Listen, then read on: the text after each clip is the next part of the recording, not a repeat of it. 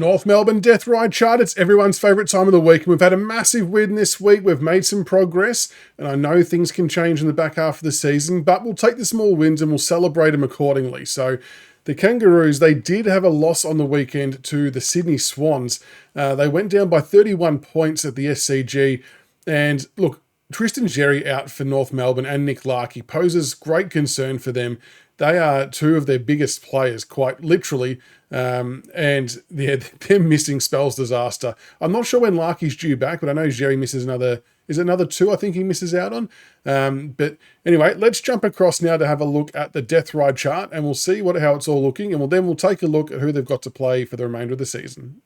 Alrighty, so here we go. We've got the Deathride chart up, looking very, very nice. A sea full of red, which is exactly what we want to see. So they've lost the last 4 in a row, and that takes their total losses out to 13. Ladder position 17th. Now, this is a change from last week, and I know everyone watching being a Richmond supporter well aware of the fact that because we beat West Coast, we actually jumped ahead of North Melbourne on the week just gone, which is massive news, very, very entertaining and amusing. And the best part is, it doesn't actually hurt our pick status. So for all the comments about, oh, should we win, shouldn't we win, we want to protect our picks, last week didn't matter one bit, because instead of having pick 2 and 3, we've now got 3 and 2.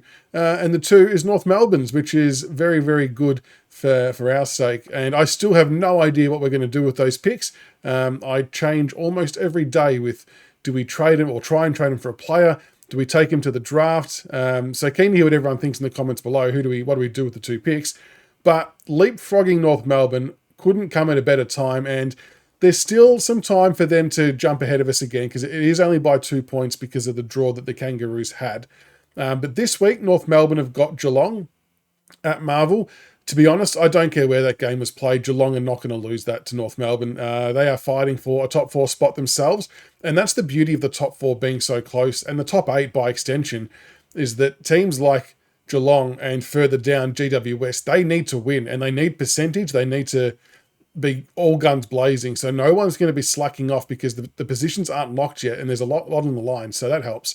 But yeah, the Cats should knock off North Melbourne, I would have thought.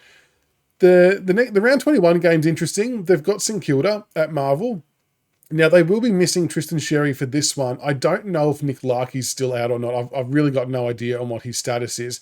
But even with just Xerri out, Rowan Marshall's going to have a field day as a very, very good and experienced ruck in his own right. So, look, St Kilda probably identify that game as one that they should be a good chance to win. So that might be a bit of a mini grand final for them, and hopefully they can get the job done for us. The week after, round 22, they've got the Giants at Manuka in Canberra. Kangas are no chance to win that, I wouldn't have thought. For similar reasons to Geelong, the Giants need to keep winning and winning well to cement their spot in the eight. So I cannot see them dropping that game whatsoever, no matter who comes back in. So that would be a handy one. Then we play them in round 23.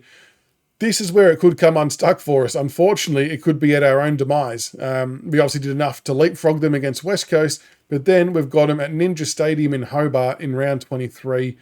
And look, I'd love to see us win this game. We were obviously ultra competitive last time and just fell short. We really should have beaten them in the first leg, but again, similar to other teams, they'll be identifying this as a game that they should be able to win. And North have been playing some okay football for a lot of the year too. So it stands to reason that they'll keep playing good football. Our only hope might be that come this part of the year, maybe they've checked out. Maybe they've gone full eco and just don't give a shit anymore because it's all fallen apart around them. And maybe we can jump them. But again, we should be going into that game thinking we're a good chance to win as well. And by this stage, we should have a lot more players back on the park with a bit more continuity. So Bolter can play again from this week with no restrictions. So he might have 3 or 4 games under his belt before we get to the North Melbourne game. Harry Armstrong might be a chance to come back in. Jasper Elga, I know he's there's first year players, but they might help structurally. Tom Lynch should be back available by then as well. And I don't know what Josh Smiley's progress might be. Maybe he gets a shot late in the year. Josh Gibcus might do some good things. So we've actually got players still coming back into the senior side that might add some excitement and youthfulness that might get us up and about. So I don't write us out of that one just yet, but that's going to be the pivotal game for us for if we finish above them or below them. And to round out North Melbourne's season, they've got Adelaide at Marvel, and the Crows are flying. Again, I don't really care where this game was played. I reckon Adelaide are going to win because they're fighting for a top 4 spot. So they need to be all guns blazing and doing everything they can to get the W against the Kangaroos. So there you go. That is the North Melbourne Deathride chart for the week. Tracking in the right areas. Hopefully they can notch up a few more losses, and we just need to beat them ourselves just to make sure of it. But yeah, all a bit of fun, bit of banter. Let us know what we should do with the picks in the comments below. Do we draft players? If so, who are you looking at? Or do we trade? If so, who are you looking at? Keen to hear all of your thoughts. Make sure you like and subscribe. And until next time, go Tigers.